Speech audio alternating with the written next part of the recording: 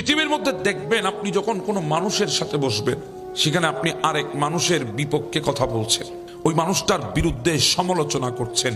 বলেন, সমালোচনা করলে নেকি হয় কোনো কিতাবে লেখা আছে?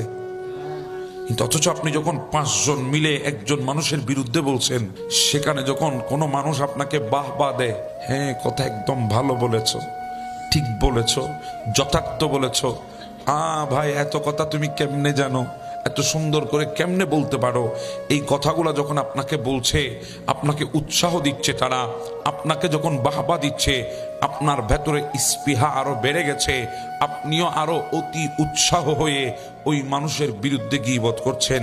একজনের পর একজনের বিরুদ্ধে, একজনের পর একজনের বিরুদ্ধে চালিয়ে যাচ্ছেন।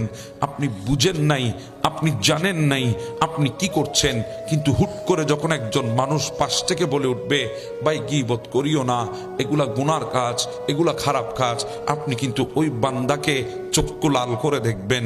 অথচ আপনি যাকে চক্ষু লাল করে দেখেছেন, ওই বান্দাটা আপনার সঠিক বন্ধু, যে আপনাকে গুনাহ থেকে বাঁচাতে চায়। আর যারা আপনাকে বাহবা দিচ্ছে, যাদের কথা আপনি খুশি হচ্ছেন, এরা আপনার চিরশত্রু, এরা আপনাকে জাহান্নামে নিয়ে গিয়ে ফেলতে চায়। এজন্য আপনি তো দুনিয়াতে আপন বুঝেন নাই, আপনি আপন তাদেরকে ভেবেছেন যারা আপনাকে প্রত্যেকটা সেকেন্ডে জাহান্নামের কিনারায় নিয়ে যাচ্ছে। আপনি তাদেরকে দুশ্মন ভেবেছেন যারা আপনাকে জাহান্নাম থেকে জান্নাতের দিকে নিয়ে যেতে চাচ্ছে। কথা বলেন ঠিক না বেঠিক? আপনি যখন বসেছেন, কেউ যখন বলেছে এটা গুনার কাজ তুমি করবা না, আপনি মনে করেছেন সে আপনার চিরশত্রু। আপনি বসেছেন, কথা বলছেন, কেউ আপনাকে নিষেধ করেছে ভাই জুলুম করো না, আপনি মনে করেছেন সে আপনার জিন্দেগির সবচাইতে বড় শত্রু। কেউ যদি বলে যেটা করেছো ঠিক করেছো, আপনি মনে করছেন সে আপনার পরম বন্ধু। এজন্য আমরা দুনিয়াতে যে আমার সবচাইতে বেশি ক্ষতি করে, আমরা তাকে আপন বানাই। যে সবচাইতে বেশি আমার ভালো চায়, আমরা তাকে দুশ্মন বানাই। কথা বলেন ঠিক না?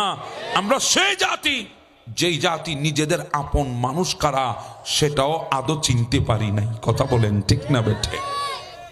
আপনি যখন নামাজে যান, যখন আপনি এসে বলেন আমি ছোটবেলা থেকে নামাজ পড়ি, তখন অনেকে বলে হ্যাঁ আমি দেখেছি, হ্যাঁ আমি সাক্ষী আছি, আপনাকে তুলে দিছে।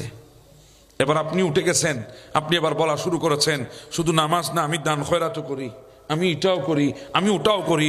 আপনার ভেতরে আমিত্ব এসেছে, আমিত্ব অহংকার বলা শুরু করেছেন।